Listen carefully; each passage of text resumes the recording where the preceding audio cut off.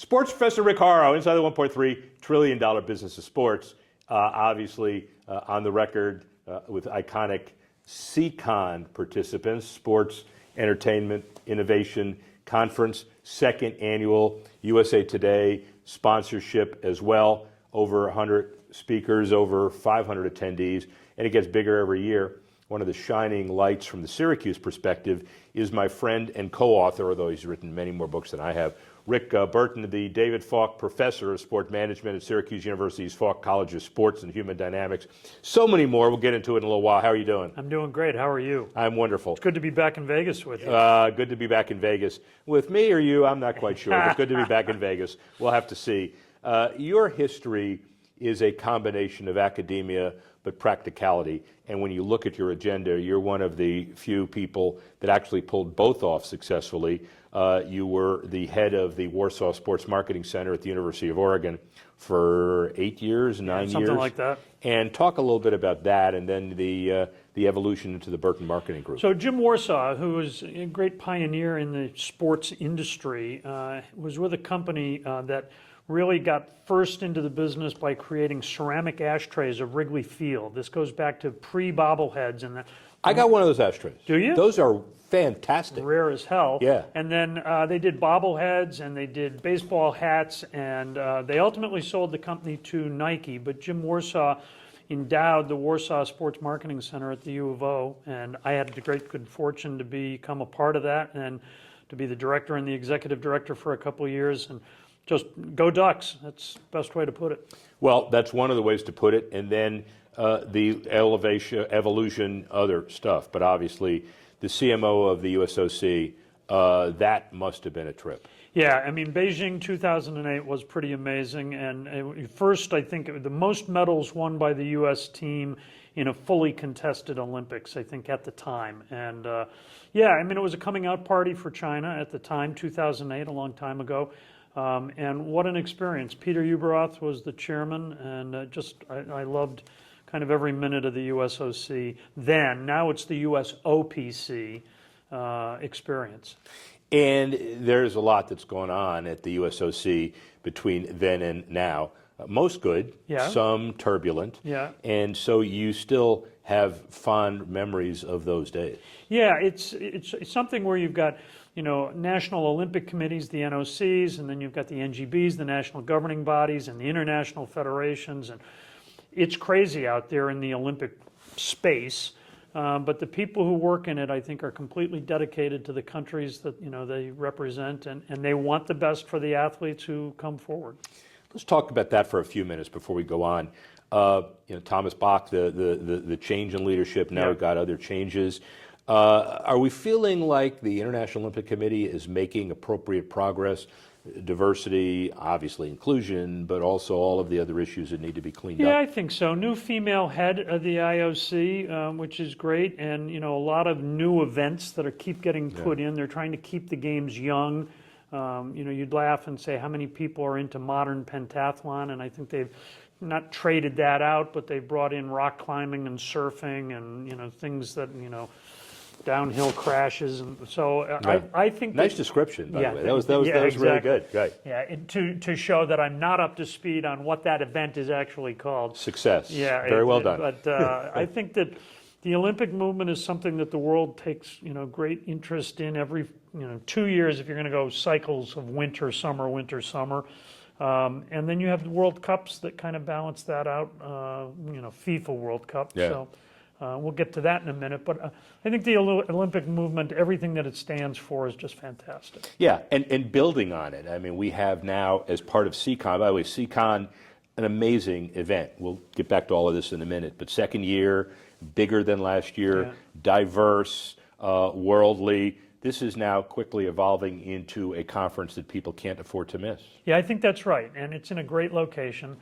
You can't not like Vegas and everything. And yesterday you moderated the panel with the mayor from Oklahoma City and two really movers and shakers from the Las Vegas scene. You got the A's coming. You already have the Raiders and the Knights. You got UFC, Formula One. Why wouldn't you want to come to Vegas to see what's going on? And the evolution of this conference, as a little bit of an aside, you have two varied academic institutions from 2 different conferences aligning to make this great. Syracuse has become the natural leader in sports academia, and UNLV for hospitality academia. Yeah, I think that's right. And Dean Jeremy Jordan from the Falk College spoke yesterday at the session you moderated, and he talked about the fact that Syracuse has created the first college of sport at a research institution, and really excited about that. Sport management, sport analytics, esports, nutrition, and exercise science, all in one, but the collaboration with UNLV is fantastic, and it's something that he mentioned yesterday. A lot of universities don't work together. They see each other as competitors. This is a collaboration move. You know, back when I was growing up or trying to get into the field, which was easy because there was no such field, and a little older than you, we won't talk about that much, but the only way you could call yourself as agent is you had some poor schlub referring to you as an agent. Right. And now it's $1.3 trillion and even more as far as dollars. 415 institutions that I've seen that have sports law, business, marketing, administration, but nobody that has attempted the cohesion as Syracuse has done, which is laudable but incredibly unique. Yeah, I think it is, and I'm excited for what's going to happen in the future. I'm going to sneeze here in a minute, and hopefully not 2 or 3. God bless you. By the way, normally, if he sneezes in 3, I'll start singing again, because the bottom line is Rick is a good friend I've covered for his various intellectual and physical maladies for so long, and I will continue to do that. Yeah, so go I on think with for, Syracuse. For a university to make the commitment, and a lot of credit to Kent Severud, the chancellor at Syracuse, saying this is such a dynamic field, and as you just mentioned, $1 trillion industry, and so many arms and legs going off of it: architecture, law, sponsorship, broadcast, digital platforms. Yeah. And we're going to see it, augmented and virtual reality, AI, every aspect of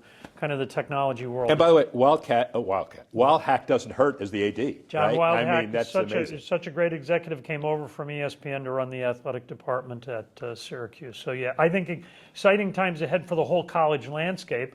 Now that you have the House settlement and really all the NIL activity that the athletes are now able to leverage. Before we get back into the substantive piece, you have just officially retired as a professor? I have, although I'm staying on and teaching this fall, co-teaching with legendary Hall of Fame basketball coach Jim Boeheim.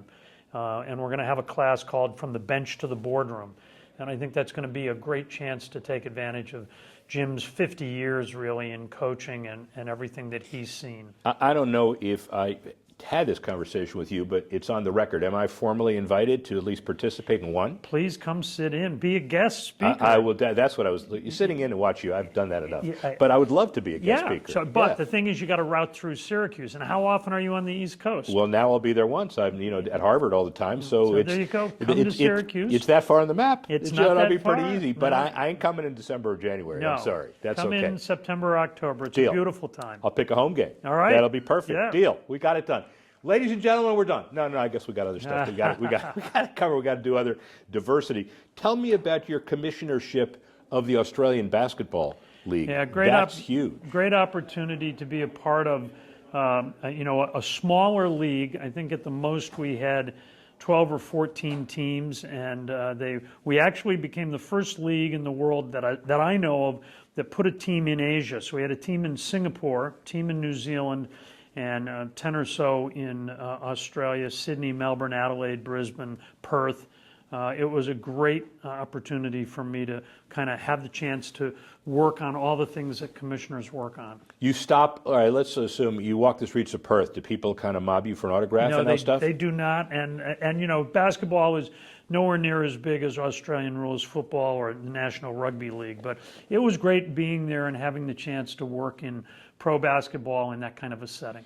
Well, and also it is an interesting dynamic because, Adam Silver is twice your size. You have to be a little taller to be a commissioner of basketball. David Stern wasn't that tall, and you and I both know David pretty well. May he rest in peace. I can't believe you brought up David Stern. I was trying to make a joke, and then you brought up David Stern. So I apologize. David was my rabbi. So Yeah, of when course he I would was. when I would run into Yeah. problems in Australia that I really didn't know how to solve, every time I came to New York, I would go and meet with David and go over and see Gary Bettman, and I would kind of talk commissioner to commissioner. Yeah.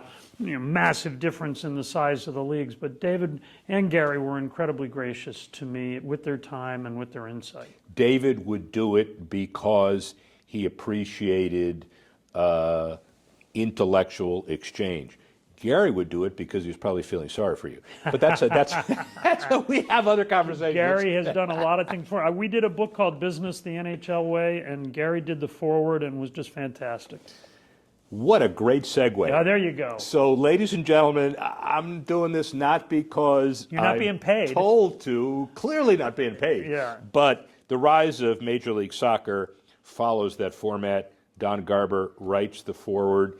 By the way, full disclosure. Got to hold it up. Oh, to the I'm camera. sorry. Yeah. Full disclosure. Prolific writer, co-author of the Sport Business Handbook, which we did together, which was a Right. labor of love.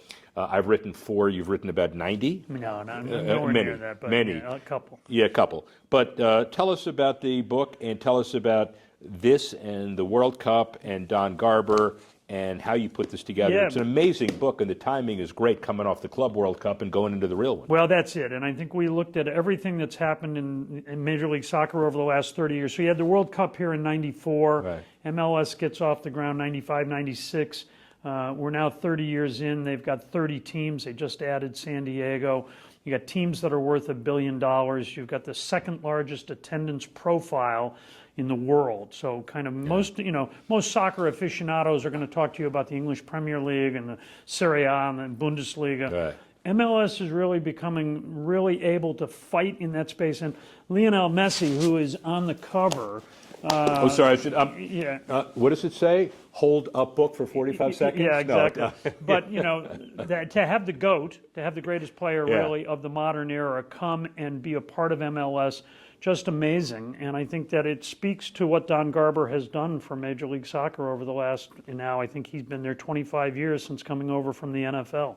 And it is an incredible engineering feat because as he negotiated the Apple revenue split off the top, Huge. and the idea of that company carrying the revenue and media days for Major League Soccer, some dark days when it was announced, never worked, this, that, and it's working. Yeah. And the bottom line of then cutting a sub piece for the Messi transfer, and players may not like it. At the end of the day, if you don't like it, go play somewhere else because all of a sudden your value is that much higher. And it's amazing. There's more than 100,000 pro soccer players in the world, and you don't see that obviously in Major League Baseball or the NFL, but soccer is the world's game. And Yeah. so we thought, what a great story of what MLS has achieved in the last 30 years, and it was fun being able to dig into it.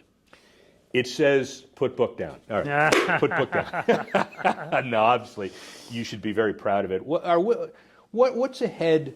We're just coming off the Club World Cup. Right. What's ahead for World Cup security? 11 U.S. venues, Mexico, Canada. Everybody's talking about the excitement of it. The naysayers are talking about immigration and security and all of those issues. What say you? Well, we love money here in the United States, do. and so the World Cup will create, I think it's 104 Super Bowls, and you will have all these Brazilians and Germans and Italians and whoever qualifies, they are going to bring massive audiences to the U.S., and they're going to spend a lot of money, and every game is going to be a massive event, and the combined is just going to reach the world. So I think America is really blessed, and I think the current political administration is really embracing this World Cup and saying, hey, this is something we want to have it go really well. It is ironic, and I know we can tell the story from different perspectives, but there was a hiatus of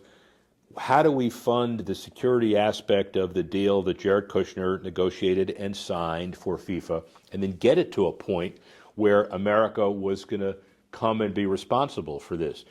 The answer is, well, Donald Trump, stroke of a pen, getting it all done. Yeah. So my sense is that sky is the limit on all of that, right? Yeah, I think it's going to be very safe games, and I think you're going to see, obviously, the best football, soccer in the world. And I think that it's exciting that they've expanded the field, more teams than ever before.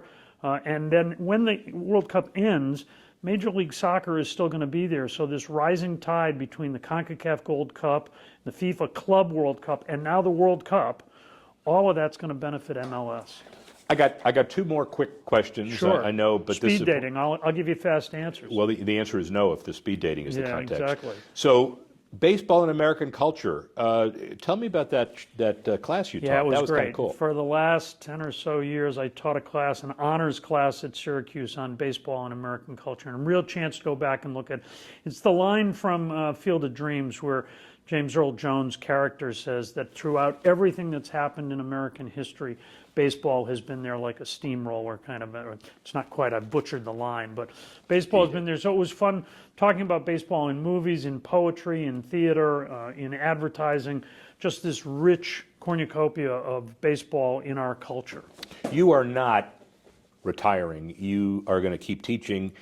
You claim to retire, but there's no such thing as Rick Burton retirement. I know it because I've seen it. Where is Rick Burton 10 years from now? Well, I'd like to think for long portions of the year in Australia, which I have a huge love for. But, hopefully in upstate New York in the Finger Lakes and still writing books, traveling the world, trying to find where you are on the French Riviera and seeing if you're going to buy the first round. But, that's what I think. First of all, I'll never buy the first round. You know that. I do. Yeah, you do that. Second of all, we've already committed to being a guest lecturer in his class this year with Jim Boeheim, which is wonderful on the record. And third, I'm going to stay with you in 2032 in Brisbane when we're at the Olympics. I think we'll both be there. Is that a deal? It is a deal. Rick Burton, you are a best buddy, and I love it and really appreciate it. Sports Professor Rick Horrow, speak with you soon.